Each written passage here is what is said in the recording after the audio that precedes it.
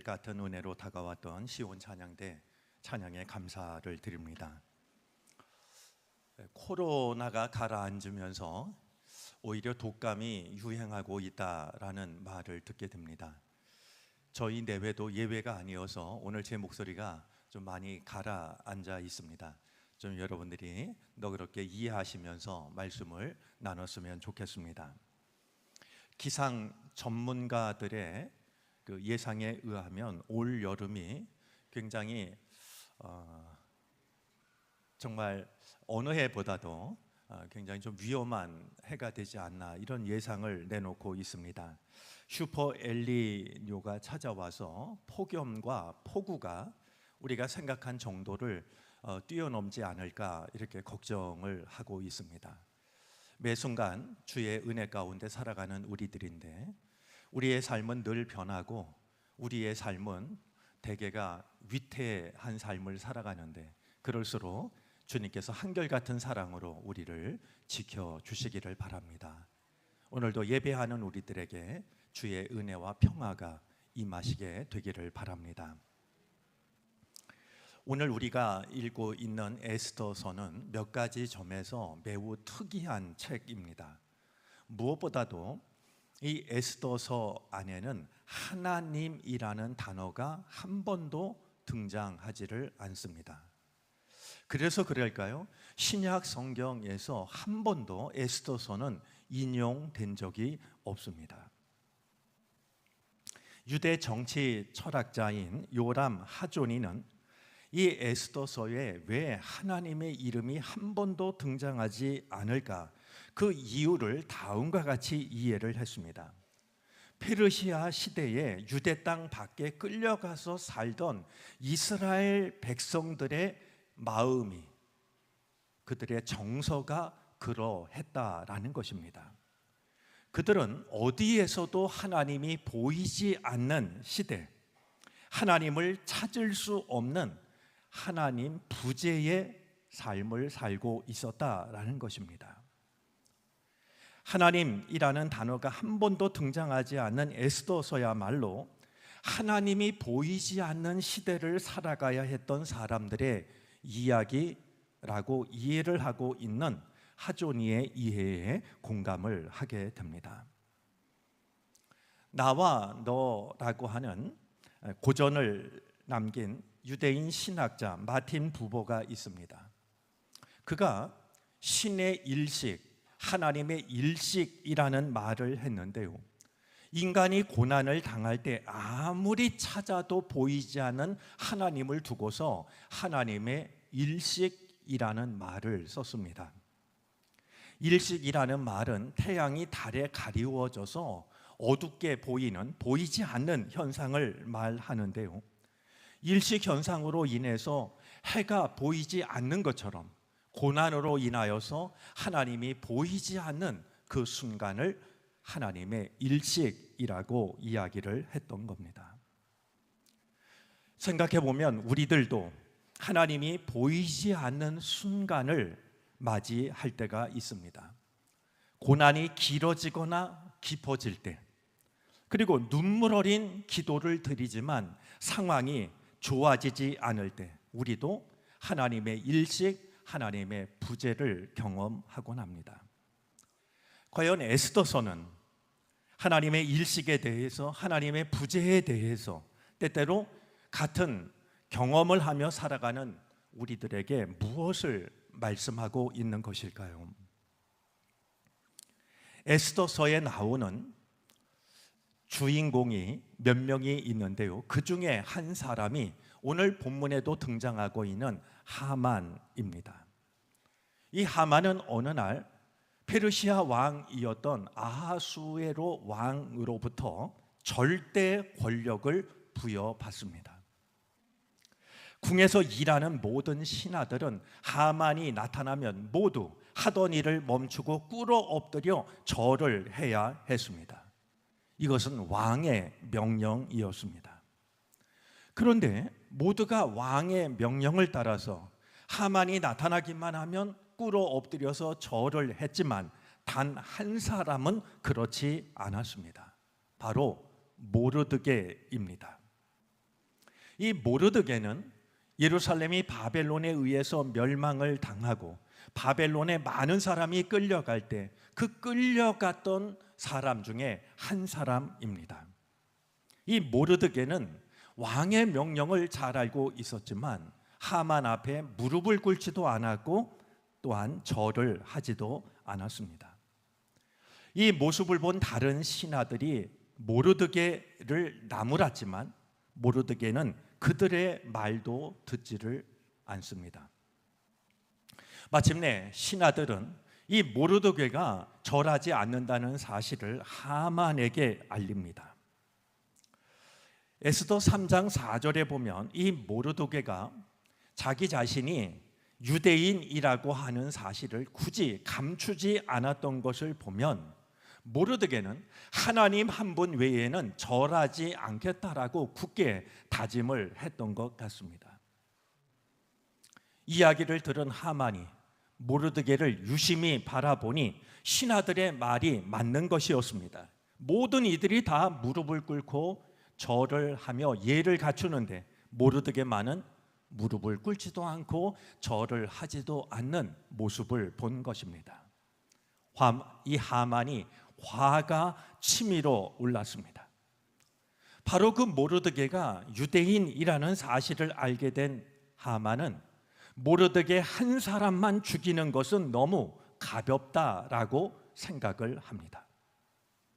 아하수에로 왕이 다스리는 그 넓은 영토에 흩어져 살고 있는 모든 유대인들을 멸절하기로 하고 모두 죽이기로 하고 그 방법을 찾기 시작했습니다.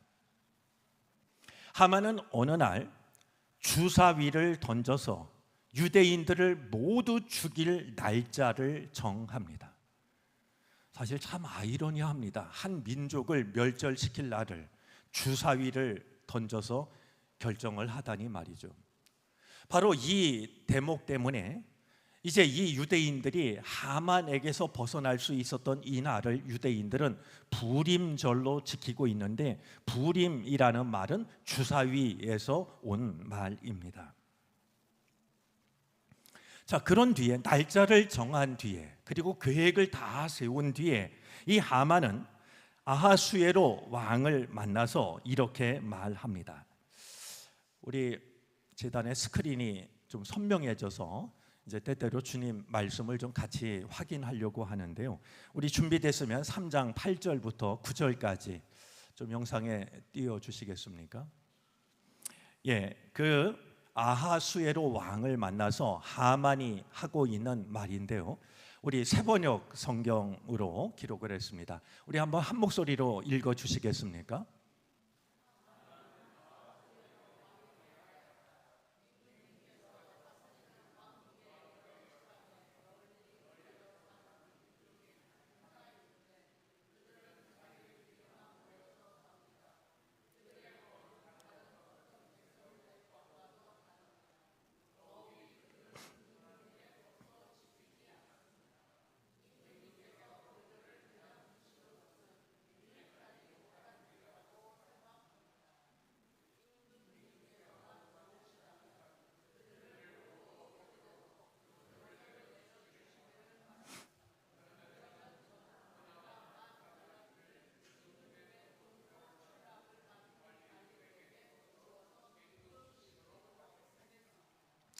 임금님이 다스리는 땅에 아주 이상한 그 족속이 있는데 임금님의 법을 지키지 않고 있습니다. 그러니 조서만 내려주신다고 하면 이 일에 드는 경비는 제가 부담을 하고 그들을 모두 죽이도록 하겠습니다. 이렇게 이야기를 했던 겁니다.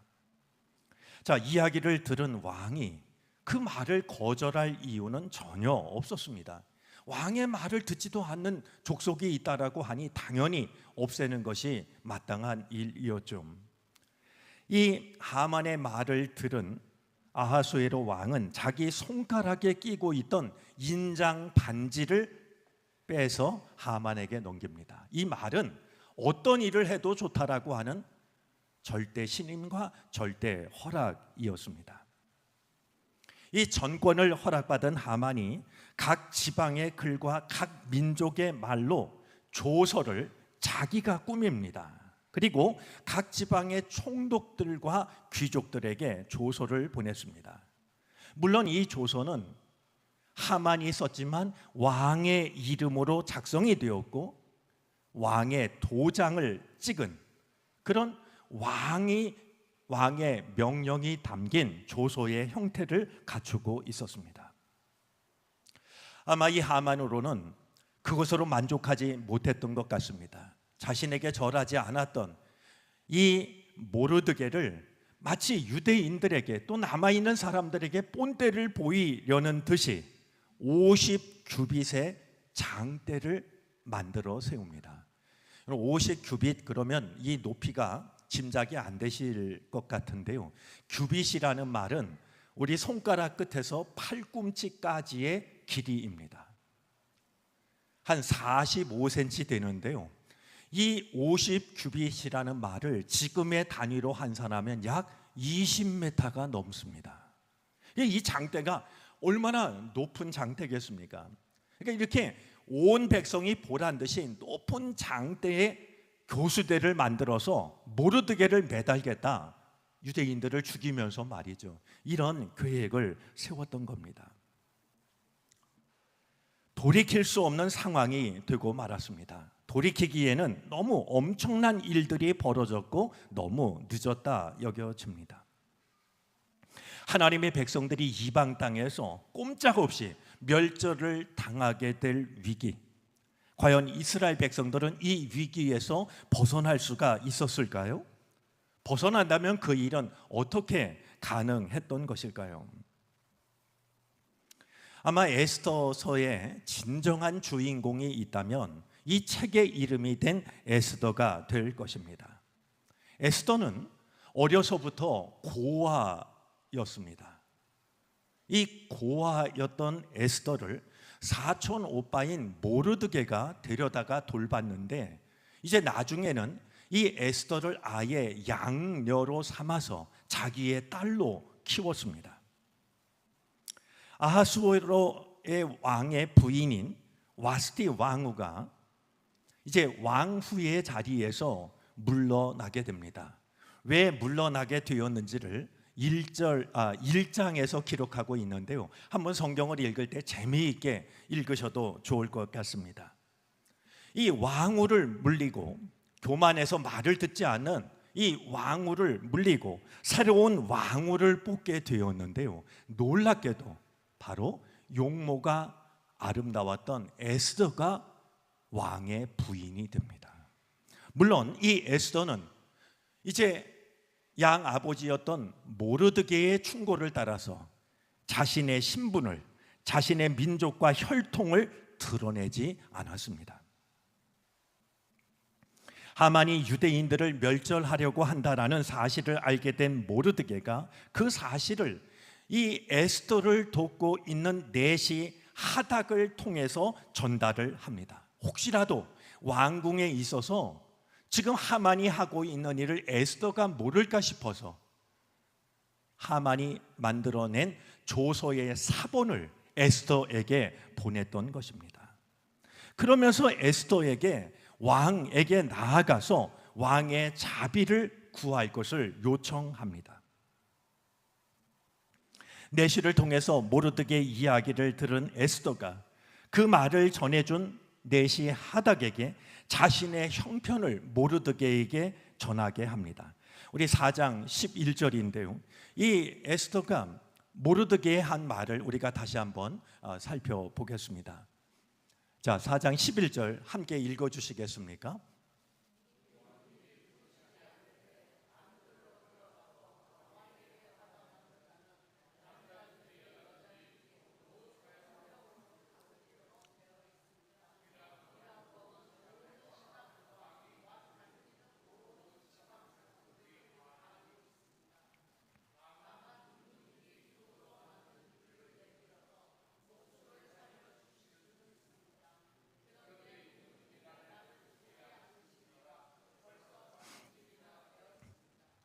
왕의 권위겠죠.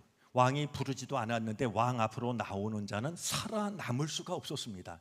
한 가지 예외가 있는데 왕이 자기가 들고 있는 귤을 내밀면 그는 살 수 있는데, 이 에스더로서는 말이죠, 왕이 자기를 찾지 않은 지 벌써 30일이나 되었는데 내가 왕이 부르지도 않은 것을 나가면 어떤 일이 일어날지를 에스더는 걱정했던 것이겠죠. 이 이야기를 들은 모르드게가 다시 한번 에스더에게 이런 말을 전합니다. 우리 4장 13절 14절인데요, 우리 다시 한번 읽어 주시죠.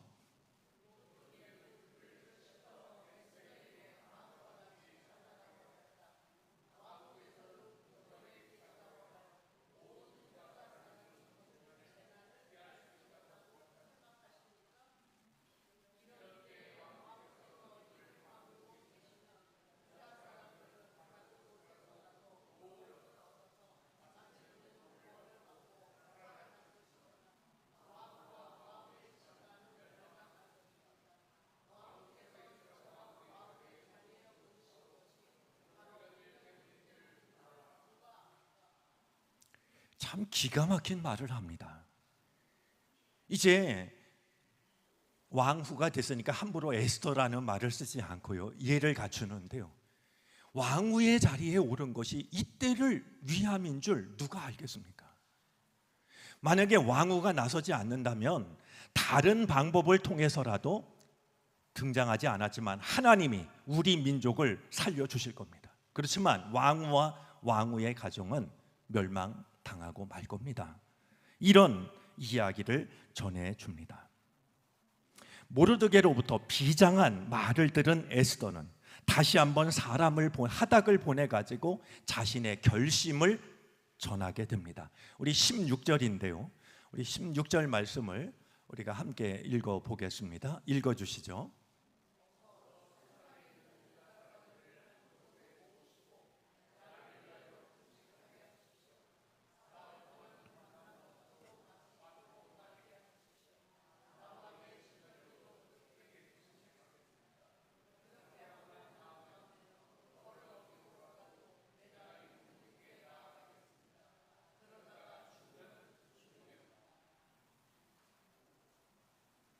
참 놀라운 말이죠.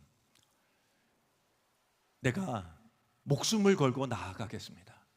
내가 이 일을 하다가 내가 죽으면 기꺼이 죽겠습니다. 대신 이 일을 위해서 3일 동안 사흘간 금식 기도를 해달라고, 나도 기도하겠다라고 자신의 결심을 밝혔던 겁니다. 죽으면 죽으리이다. 이 일을 위해서 내가 죽게 되면 기꺼이 죽겠습니다. 이 에스더의 결심은 과연 어떤 결과를, 그리고 금식하며 부르짖었던 유대인들의 기도는 과연 어떤 결과로 나타났을까요? 자, 이 일이 있은 지 3일 뒤에, 여러분 이 3일 뒤라는 말은 의미가 있습니다. 하나님께 금식하며 기도하기로 한 날이 바로 3일 아니겠습니까? 말만 기도하자 하고 다음 날 나갔던 게 아닙니다. 하나님께 기도를 드린 뒤에 에스더가 왕에게 나아갑니다. 무엇을 걸고 나갔을까요? 목숨을 걸고 나간 겁니다. 왕이 이 귤을 내밀지 않으면 자기는 꼼짝없이 죽을 수밖에 없다는 걸 너무나도 잘 알고 있습니다. 그런데도 에스더는 모르드게에게 말했던 것처럼 자신의 목숨을 걸고 유대인들을 살리기 위해서 왕에게 나아갔던 것이죠. 오랜만에 봐서 그랬을까요? 왕은 금으로 만든 귤을 에스더에게 내밀었고, 에스더는 그 홀을 붙잡음으로써 생명을 건질 수가 있게 됩니다. 왕은 에스더에게 무엇을 원하느냐라고, 나라의 절반이라도 주겠으니 네가 원하는 것을 이야기하라고 합니다. 그런 왕에게 에스더는 제가 왕을 위하여서 잔치 자리를 마련했으니 하만과 꼭 참석해 주기를 요청합니다. 왕이 하만을 데리고 잔치에 참여를 했습니다. 이제 잔치에 참여해서 기분이 좋아진 이 왕이 다시 한번 소원을 물었을 때 에스더는 내일도 제가 다시 한번 잔치자리를 준비할 터이니 내일도 왕과 하만이 참석해 주시면 좋겠습니다. 이야기를 합니다. 왕은 기꺼이 다음 날 하만과 함께 에스더가 만든 잔치자리에 참여를 합니다. 하만은 한껏 기분이 좋았습니다. 왜냐하면 자기가 특별 대우를 받고 있다라고. 왕과 왕후와 자기만 잔치를 즐기고 있으니 얼마나 으쓱했겠습니까? 그런데 바로 다음 날 잔치 자리에서 극적인 반전이 일어납니다. 왕은 술을 마시다가 기분이 좋아서 다시 한번 이야기를 합니다. 내가 나라의 절반이라도 떼어주겠으니 원하는 것이 있으면 이야기를 하라 라고 말하자 에스더가 분명하게 간청을 합니다. 우리 에스더의 간청이 오늘 본문 7장 3절 4절 속에 담겨져 있는데요, 사번역 성경으로 우리가 다시 한번 읽어보겠습니다. 읽어주시겠어요?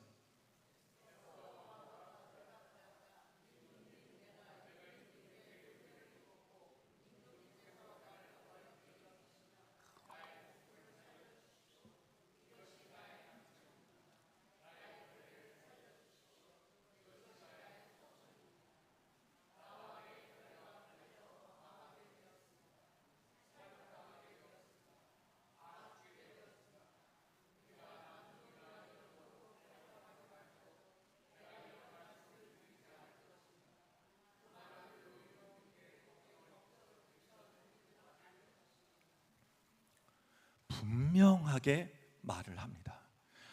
아마 성경은 기록하고 있지 않지만 이렇게 말하는 에스더의 눈에서 뜨거운 눈물이 흐르지 않았을까요? 이야기를 들은 왕이 에스더에게 묻습니다. 그 자가 누구냐? 감히 그런 일을 하려고 마음을 먹은 자가 어디에 있는 누구인지 밝히시오. 그때 에스더가 말합니다. 그 대적 그 원수는 바로 이 흉악한 하만입니다. 에스더가 이 말을 하자 하만은 그만 얼굴이 배찍자처럼 그만 사색이 되고 말았습니다. 화를 참을 수 없는 왕이 뒤뜰로 나갔을 때 하만은 에스더에게 목숨만 살려달라고 애원을 합니다. 왕이 뒤뜰에서 다시 술자리로 돌아와 보니까 하만이 에스더가 있는 그 침상에 엎드려 있는 것이 아니겠습니까? 아마 살려달라고 애원을 했던 것일 텐데 이 왕이 볼 때는 말이죠, 아니 저 녀석이 내가 절대 권력을 주었더니 왕후까지 범하려고 하는가? 왕으로서는 그런 마음이 들었습니다. 저놈이 왕후를 범하려고 하는구나. 왕이 소리를 치자 신하들이 달려들어 하만의 얼굴을 가리게 됩니다. 결국 하만은 끌려 나가게 되었고 모르드게를 매달려고 세워둔 높다란 장대 위에 하만이 매달리게 됩니다. 우리는 오늘 에스더서를 읽으면서 과연 절체절명의 위기에 빠졌던 유대인들의 상황을 바꾼 것이 무엇이었을까 생각하게 됩니다. 당연히 에스더의 용기를 빼놓을 수가 없습니다. 내가 죽으면 죽겠습니다 했던 에스더의 용기가 절대적이었습니다. 모르드게의 역할도 중요했습니다. 에스더가 자기만의 안전과 평안을 구하지 않도록 그는 에스더를 일깨웠습니다. 신앙적으로 보자면 온 유대인들이 함께 금식하며 기도했던 기도의 역할이 참으로 컸습니다. 용기도 기도에서 나왔고 좋은 결과도 기도가 없었다면 불가능했을 겁니다. 하지만 그것이 전부였을까요? 이 절체절명의 위기를 막아냈던 것이 지금 우리가 생각한 이것이 전부였을까요? 사실은 이 모든 것을 합한 것보다도 더 중요하게 여겨지는 것이 한 가지 있습니다. 보이지 않는다고 생각했던 하나님의 보이지 않는 개입입니다. 에스더서가 그러하듯이 그 당시를 살던 사람들에게 하나님은 보이지 않았지만, 하나님 부재의 삶을 사는 것 같았지만, 하나님은 보이지 않는 방법으로 그들의 삶에 개입하셨던 것이었습니다. 누구도 막을 수 없었던 하만의 계획을 깨뜨리고 불가능하다라고 여겨졌던 이 상황을 바로 잡았던 것은 보이지 않는 하나님이셨던 겁니다. 때때로 세상에서 살아가는 우리들에게 다가오고 있는 이런저런 일들은 하만의 계획처럼 우리를 무력하게 만들고는 합니다. 하나님은 보이지 않고 우리는 그 위기를 이겨낼 수 있는 힘이 없고 하나님 부재의 시간을 우리도 만나게 됩니다. 하지만 그런 순간에도 여전히 우리 삶에 개입하시는 분이 있습니다. 우리 눈에는 보이지 않지만 우리에게 덮친 악한 계획을 깨트리고 우리를 사자의 입에서 건져내시는 분이 있습니다. 하나님의 사랑이 우리를 살리십니다. 세상이 우리 앞에 만들어 놓은 높다란 장대 앞에서 우리는 낙심하고 절망하지만 잊지 마시기를 바랍니다. 장대에 달린 것은 모르드게가 아니라 하만이었습니다. 그리고 그 일을 하신 분은 하나님이십니다. 유대인 강제 수용소 한 벽에 이런 글이 쓰여져 있는 것을 발견하게 됩니다. 오늘 에스더서를 읽으면서 우리 마음에도 같은 글씨를 썼으면 좋겠습니다. 강제 수용소 벽에서 발견된 글은 다음과 같습니다. 나는 태양이 빛나지 않을 때에도 태양이 있음을 믿는다. 나는 사랑을 느끼지 못할 때에도 사랑이 있음을 믿는다. 나는 하나님이 침묵하실 때에도 하나님이 계심을 믿는다. 우리 기도하겠습니다. 하나님, 우리 눈에 하나님이 보이지 않을 때가 있습니다. 고난 속에 빠졌을 때, 슬픔과 괴로움으로 눈물 흘릴 때, 믿음의 눈을 뜨려고 해도 하나님을 찾을 수 없습니다. 하나님이 보이지 않을 때에도 여전히 우리 삶에 개입하시는 하나님, 개입하셔서 우리를 살리시는 하나님, 하나님을 끝까지 신뢰할 수 있도록 우리를 도와주옵소서. 세상이 만든 장대, 내가 달리지 않는 것을 끝내 신뢰할 수 있게 해 주옵소서. 예수 그리스도의 이름으로 기도를 드립니다. 아멘.